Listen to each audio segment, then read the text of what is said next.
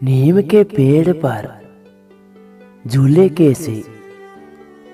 नीम के पेड़ पर झूले कैसे, और आप जैसे दोस्तों को भूले कैसे। और आप जैसे दोस्तों को भूले कैसे। मेहंदी रंग लाती है हाथ धोने के बाद। मेहंदी रंग लाती है हाथ धोने के बाद। और आप जैसे दोस्तों की याद आती है दूर जाने के बाद। और आप जैसे दोस्तों की याद आती है दूर जाने के बाद। कांटों पर सोता हूँ तो फूलों की याद आती है। कांटों पर सोता हूँ तो फूलों की याद आती है। और रात में सोता हूँ तो मेरे दोस्तों की याद आती है। और रात में सोता हूँ तो मेरे प्यारे दोस्तों की याद आती है।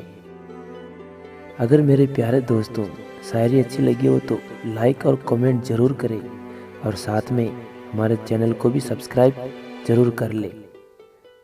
Thank you so much.